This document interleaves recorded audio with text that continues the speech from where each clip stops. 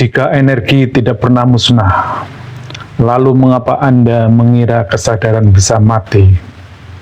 Kesadaran tidak pernah mati, yang mati hanyalah wadahnya. Kematian bukan akhir kehidupan, tapi perpindahan posisi kesadaran. Assalamualaikum warahmatullahi wabarakatuh. Kembali hadir Mbah Mun Ajat Karimullah, pengamput channel Tasawuf Ilmiah Eksakta, hadir dengan kajian di level eksistensial, yakni tentang ruh, kemana setelah kematian, yang termanifestasikan dalam wujud kesadaran. Kami adalah pengamal tarekat Qadim atau tarekat arwah yang tergabung dengan Majelis Zikir Tarekat Naqsabandiyah Kholidiyah Al-Mahdiyah Nusantara, yang fokus bahasanya tentu pada ruang-ruang ruhani atau dimensi Qadim atau alam metafisika ultra, dimensi yang kekal, baku, dan mutlak, yang tidak terikat oleh hukum ruang dan waktu. Kesadaran adalah realitas tertinggi dalam semesta. Ia tidak diciptakan oleh otak, tidak terikat oleh tubuh, dan tidak musnah oleh kematian. Apa yang kita sebut hidup dan mati, sejatinya hanyalah perpindahan posisi kesadaran, sesuai dengan komposisi, frekuensi, dan tingkat keterjagaannya. Dalam hukum semesta, tidak ada yang benar-benar hilang. Energi tidak musnah, informasi tidak lenyap, dan kesadaran pun demikian. Ia hanya berpindah dari satu lapisan realitas ke lapisan realitas lainnya, dari yang kasar menuju yang halus, dari yang terbatas menuju yang lebih luas, dari kesadaran rendah menuju kesadaran yang lebih tinggi, atau sebaliknya. Kuncinya adalah kompatibilitas, kesesuaian kesadaran dengan dimensi realitasnya. Inilah sebabnya mengapa kematian bukan kehancuran, melainkan transisi kesadaran menuju medan eksistensi yang sesuai dengan kualitas batinnya. Kesadaran berpindah bukan karena waktu, tetapi karena perubahan batin dan tingkat konsentrasi ruhani, seperti gelombang yang hanya bisa diterima oleh frekuensi tertentu. Kesadaran pun hanya dapat menetap pada ruang yang kompatibel dengannya. Inilah sebabnya mengapa manusia tidak pergi kemana-mana setelah mati, tetapi bergeser ke tingkat realitas yang sesuai dengan struktur kesadarannya sendiri.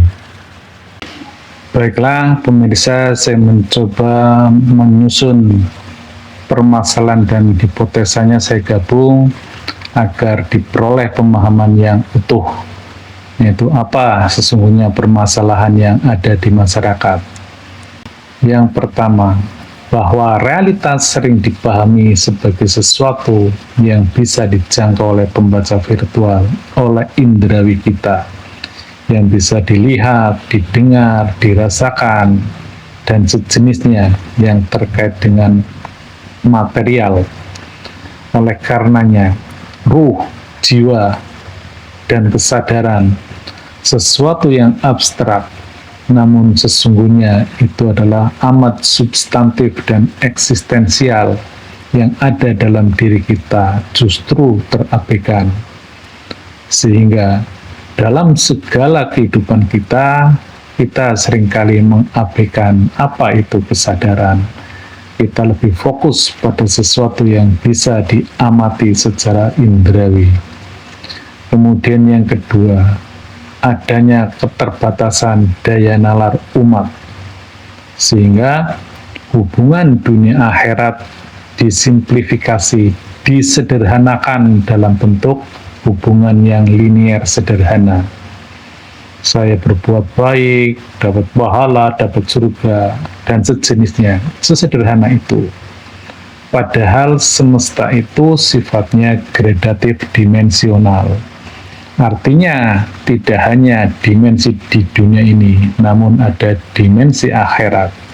Dan masing-masing dimensi itu sifatnya gradatif.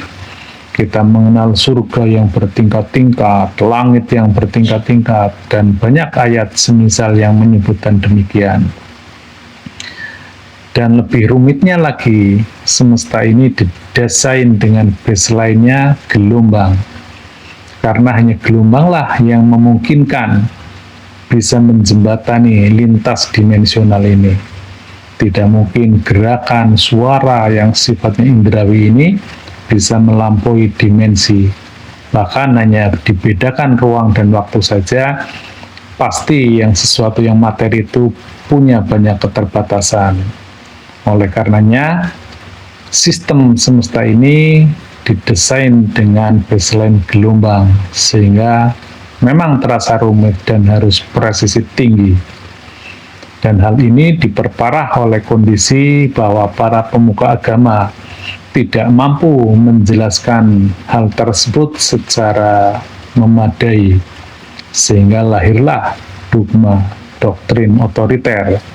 Karena akal rasional tidak bisa menjelaskan hal-hal seperti kesadaran, seperti akhirat.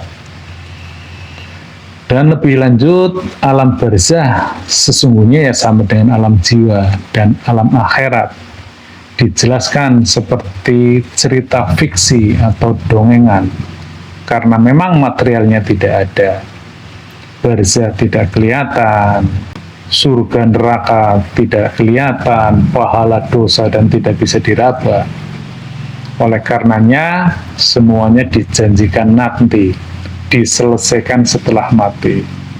Sesungguhnya kalau kita sadari hal ini, pernyataan seperti ini adalah sesuatu logika yang paradoks. Bagaimana mungkin kita menyelesaikan permasalahan setelah mati? Jika masih hidup saja, kita tidak mengenali, apalagi harus menyelesaikan masalah setelah mati. Perjalanan di alam akhirat, di padang mahsyar, di neraka, oh nanti setelah mati. Itu adalah logika paradoks. Kemudian yang keempat, kita juga memahami sebuah fakta yang sudah nyata, yang sudah terbukti secara ilmu pengetahuan bahwa energi itu sifatnya kekal. Bahkan informasi pun kekal, dia tidak pernah hilang. Apalagi jiwa atau kesadaran pasti lebih kekal dari energi dan informasi, karena ada unsur ruh yang berasal dari Tuhan. Dan seringkali umat terjebak di pemahaman kullu nafsin dha'iqatul maut. Ini adalah distorsi yang luar biasa, distorsi yang menjungkir balikan fakta. Karena kullu nafsin dha'iqatul maut dimaknai sebagai sesuatu yang bernyawa pasti mati. Padahal artinya adalah merasakan kematian, bukan mati. Sesuatu yang bernyawa pasti tidak mati. Dia hanya merasakan kematian. Energi saja kekal, informasi saja kekal, apalagi kesadaran yang mengandung unsur ruh. Inilah kesalahan terbesar dalam memahami tentang kesadaran atau tentang jiwa. Lebih lanjut, saya mencoba untuk membuat gambaran yang sederhana tentang level-level kesadaran. Namun sebelumnya, agar kita lebih presisi memahaminya, kita mencoba untuk menafikan segala sesuatu yang bisa diamati dengan indrawi, termasuk bentuk manusia, tulisan, mencoba kita nafikan. Kita masuk kepada kesadaran yang lebih eksistensial, yaitu pada level subatomik, yang pada prinsipnya kesadaran kita itu sangat dipengaruhi oleh komposisi dari unsur-unsur pembentuk kesadaran, kemudian posisinya, serta konsentrasinya. Unsur apakah yang paling dominan dalam kesadaran manusia? bahwa kalau kita cermati, kesadaran itu bertingkat-tingkat dari yang sifatnya bendawi, nabati sampai sadar, atas sadar, dan maha sadar. Jadi seluruh entitas di semesta ini masing-masing punya kesadarannya. Bahkan benda itu kalau kita cermati mempunyai kesadaran walaupun sifatnya pasif. Misalnya air ketika kena matahari pasti dia akan menguap dan sebagainya. Jadi terikat oleh hukum sunatullah. Inilah kesadaran yang paling pasif sampai kesadaran maha sadar. Kemudian manusia yang hidup di alam dunia ini pada hakikatnya dia mendiami alam sadar atau alam bawah sadar. Ini sangat tergantung pada manusianya. Itu pada umumnya. Setelah manusia mengalami kematian reguler, dia masuk ke alam barzah.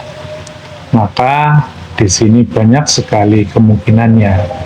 Yang pada prinsipnya alam barzah ini pun bukan alam statis. Tuhan tidak pernah menciptakan sesuatu statis. Itu pasti ada regulasinya, pasti ada siklusnya. Demikian halnya di alam barzah juga ada siklusnya. Yang pasti kesadaran itu akan diseleksi sesuai dengan tingkatan-tingkatannya. Jadi ketika manusia meninggal jasadnya masuk ke alam barzah, dia berada di alam atas sadar, maka dia termasuk ke dalam kesadaran atau jiwa yang selamat. Inilah batasnya. Jadi dia sudah berhasil memasuki alam akhirat. Sebaliknya, kalau masih berada di alam sadar sampai ke alam kesadaran bendawi, maka dia terjebak di alam barzah. Namun memungkinkan terlahir kembali, bisa menjadi manusia kalau kesadarannya ada di range ini, range kesadaran sadar dan bawah sadar. Namun bisa juga dia terlahir menjadi kesadaran hewani kalau unsur pembentukan dirinya ketika masih hidup di dunia banyak unsur naluriahnya yang menyokong konsentrasi kesadarannya, maka dia akan terlahir menjadi kesadaran, dia akan terikat dengan kesadaran hewan, bahkan ketumbuhan, bahkan benda. Mungkin ada pertanyaan, bukankah kalau di alam barzah itu kita tidak bisa kemana-mana? Iya betul, alam barzah itu sama dengan alam jiwa. Memang semuanya itu terikat di sini. Jadi ini bukan berada di alam dunia ya. Ini bukan di alam dunia. Jasadnya di alam dunia, tetapi kesadarannya itu mendiami alam sendiri. Contoh sederhananya begini saja, jangankan kesadaran, akal kita pun kan tidak memenuhi alam dunia ini. Ketika kita punya pikiran, punya akal, punya ingatan, dia tidak mendiami alam dunia ini. Bahkan dia tidak butuh ruang, tidak butuh waktu. Yang mendiami alam ini memang otak kita, kepala kita, tetapi akal kita itu tidak mendiami ruang dan waktu di dunia ini. Agar pemahaman kita lebih komprehensif, saya sampaikan Quran Surat Al-Baqarah ayat 28 yang artinya, bagaimana kamu ingkar kepada Allah, padahal kamu tadinya mati, lalu dia menghidupkan kamu, kemudian dia akan mematikan kamu, dan dia menghidupkan kamu kembali, dan kepadanya lah kamu dikembalikan. Artinya ini, manusia secara jasadnya bisa mati hidup, dan tidak hanya sekedar 2 kali. Kalau dalam perspektif bahasa, ini benar-benar dianggap mati 2 kali, hidup 2 kali. Tetapi dalam perspektif ilmiahnya, ini bisa berkali-kali. Sampai sesuai kesadaranmu dengan kesadaran ilahiyah, itu baru kita bisa kembali. Sepanjang belum sesuai kesadaran kita dengan kesadaran ilahiyah, maka kita akan berada dan terus bersiklus di alam barzah tersebut. Kemudian Quran Surat Al-Mu'minun 99 dan 100, demikianlah keadaan orang-orang kafir. Ini adalah terjemahan Ini adalah tafsir. Dan kami dari Tarekat Arwah menafsirkan kata-kata kafir itu adalah kafir terhadap pengetahuan kematian. Jadi orang-orang yang kafir terhadap pengetahuan kematian, hingga apabila datang kematian kepada seseorang dari mereka, dia berkata, "Ya Tuhanku, kembalikanlah aku ke dunia, agar aku dapat beramal soleh yang telah aku tinggalkan." Sekali-kali tidak. Nah ini, jadi jiwanya itu ingin kembali ke dunia pada saat kematian.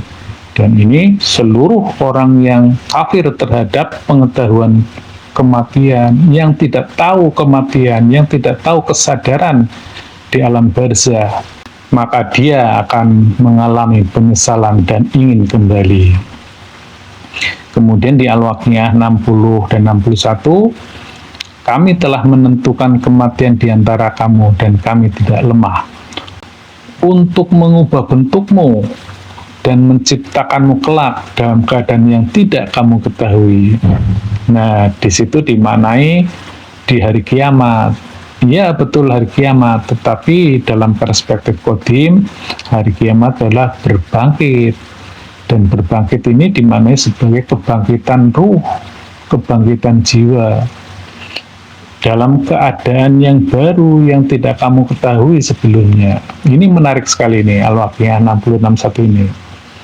Kemudian An-Nisa 69, siapa yang menaati Allah dan Rasul, mereka itulah orang-orang yang akan dikumpulkan bersama orang-orang yang dianugerahi nikmat oleh Allah, yaitu para nabi, para pencipta kebenaran, orang yang mati syahid, dan orang-orang soleh. Nah inilah orang-orang yang nafasnya itu selamat, jiwa-jiwa yang selamat. Pemirsa, agar pemahaman kita lebih jelas lagi, saya sampaikan dalam perspektif yang berbeda, yaitu bagaimana sesungguhnya jiwa atau kesadaran kita ketika mengalami kematian. Yang dimaksud adalah kematian jasad. Bahwa hasil interaksi antara ruh, akal, kolbu, dan naluri, itulah yang disebut dengan jiwa, nafas, atau diri, atau kesadaran. Ruh ini berada di alam akhirat, akal dan kolbu ini berada di alam dunia, di alam sadar, dan naluri berada di dunia namun di alam bawah sadar. Dan interaksi keempatnya ini, dia mendiami alam tersendiri, namanya alam jiwa. Ini dulu yang harus dipahami. Jasad ini berada di alam dunia, sudah pasti.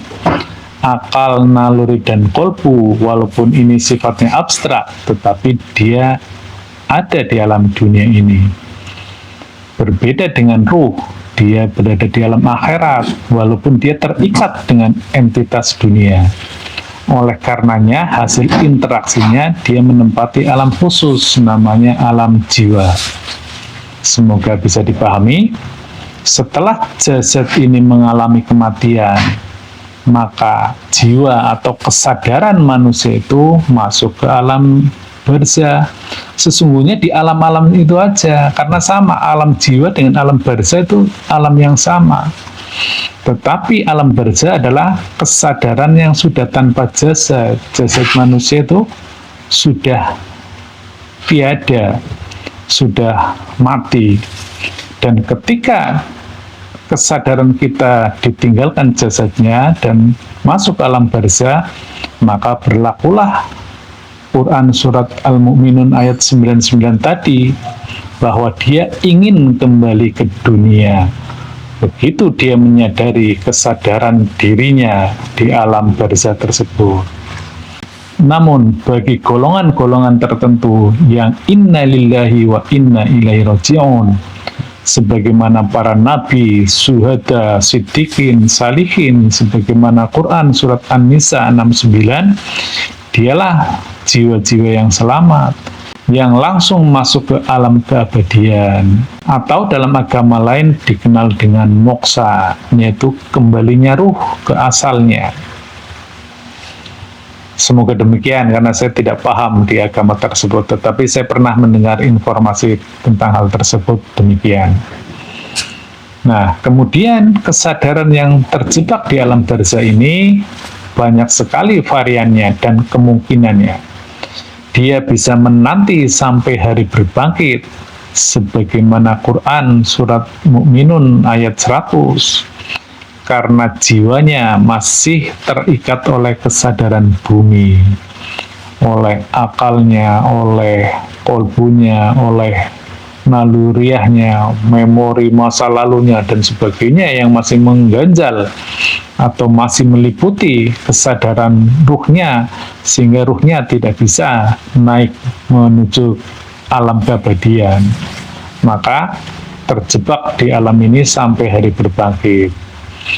Dan bisa juga kesadaran di alam ini menempati jasad baru sesuai dengan catatan amalnya. Sehingga ada hadis yang menyatakan bahwa seseorang yang terlahir dia membawa catatan amalnya, rizkinya, amalnya, ajalnya, bahagia atau sengsaranya. Dari mana dia membawa catatan ini? Tentu dari kehidupan masa lalunya. Kemudian yang kedua, siklus ini bisa berulang-ulang sebagaimana Quran surat Al-Baqarah ayat 28 tadi. Dan dalam agama tertentu ini disebut sebagai reinkarnasi, kelahiran kembali untuk menyelesaikan karmanya. Jadi di tema ini saya tidak secara spesifik menjelaskan tentang reinkarnasi, tetapi itu bagian dari siklus kesadaran. Kemudian kesadaran di alam barzah ini bisa juga dia menempati jasad hewan, atau bahkan jasad tumbuhan, atau bahkan menempati benda-benda. Dan di alam barzah ini, di alam jiwa ini pun terjadi siklus. Namun yang harus dipahami, ini alamnya beda dengan alam jasad ini, dengan alam dunia ini. Sederhananya begini, memang ini tidak mudah. Misalnya, kesadaran kita ternyata terdowngrade, karena ketika hidup di dunia kita serakah, kita banyak mengumbar syahwat, naluriah, sehingga di kehidupan berikutnya kita menempati jasad hewan. Kan tetap saja kesadaran kita berada di alam ini, tetapi di alam realitas wujudnya ini bisa menjadi kodok, bisa menjadi ular, bisa menjadi ayam, atau bisa menjadi manusia, tetapi jiwanya kan tetap di alam ini, kesadarannya tetap di alam ini, hanya kesadarannya terdowngrade menjadi kesadaran hewani, atau bahkan menempati alam tumbuhan dan alam benda. Mari kita cek dengan ayat-ayat dalam Al-Quran, bahwa tadi yang di Al-Waqiah 60-61, bahwa Tuhan dapat mengubah bentuk yang tidak kamu ketahui sebelumnya, tadi di Al-Waqiah 60-61.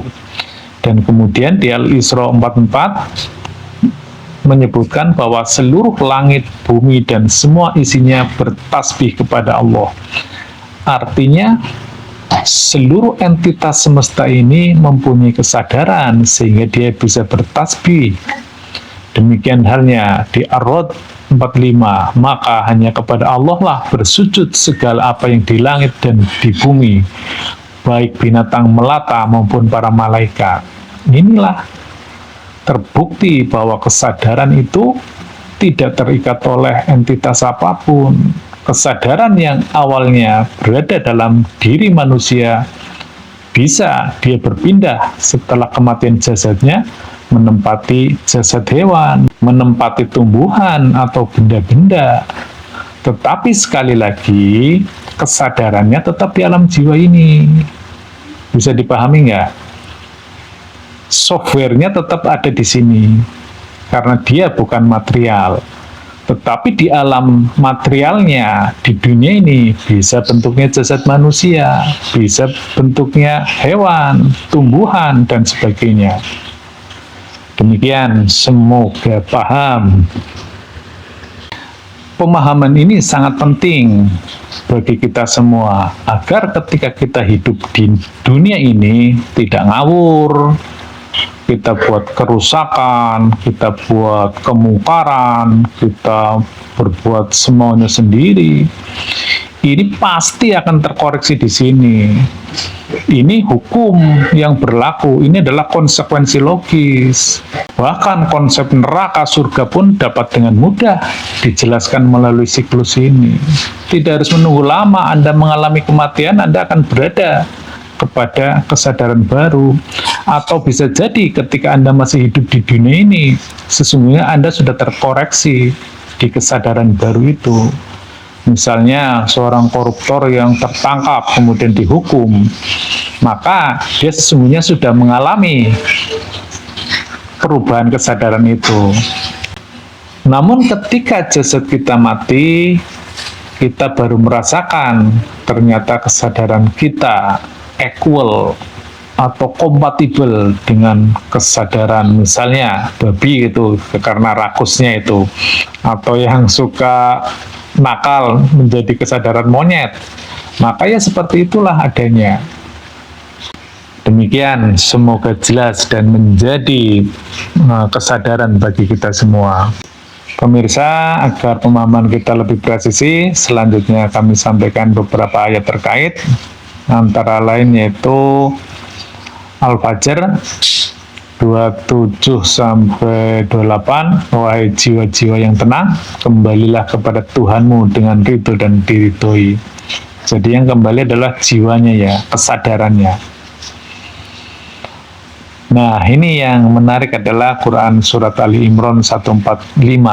Wa makana li nafsin antamuta illa biidnillah. Setiap yang bernyawa tidak akan mati. Nah, inilah kesalahan fatal yang seringkali disampaikan oleh pendakwah, bahwa setiap jiwa pasti akan mati. Justru sebaliknya, setiap yang bernyawa, setiap jiwa, setiap nafas, setiap kesadaran, setiap diri tidak akan mati kecuali dengan izin Allah. Nah, yang sering menjadi kabur adalah ini, kullu nafsin dha'iqatul maut. Setiap yang bernyawa, sama ini diksinya, dan nafas sama. Ini juga nafas, nafsin. Setiap yang bernyawa pasti akan merasakan kematian, bukan mati tapi merasakan. Demikian juga Ali Imran 185 juga sama. Kullu nafsin dha'iqatul maut. Setiap yang bernyawa akan merasakan mati, bukan mati, pasti tidak mati. Ini semoga menjadi perhatian bagi para pendakwah dan seluruh umat, bahwa kita didesain untuk tidak mati. Kita adalah makhluk-makhluk abadi. Namun kita ini adalah diri. Diri itu adalah nafas. Nafas itu jiwa. Jiwa itu kesadaran. Demikian. Pemirsa, kita mengenal hukum kekekalan energi. Demikian halnya, informasi pun ternyata tidak pernah hilang. The information is never lost. Maka kesadaran atau jiwa, atau nafas, atau diri pun tidak pernah mati. Ia hanya berpindah rumah sesuai kualitas dirinya.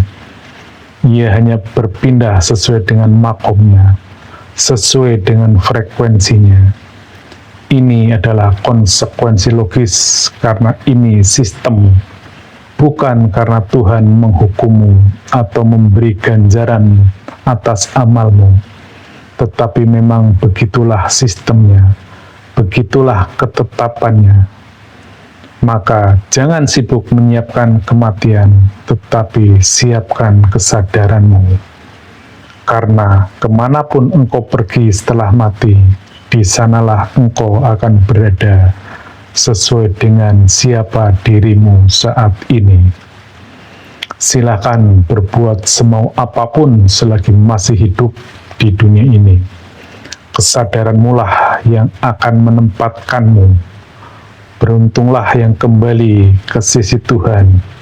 Inna lillahi wa inna ilaihi raji'un.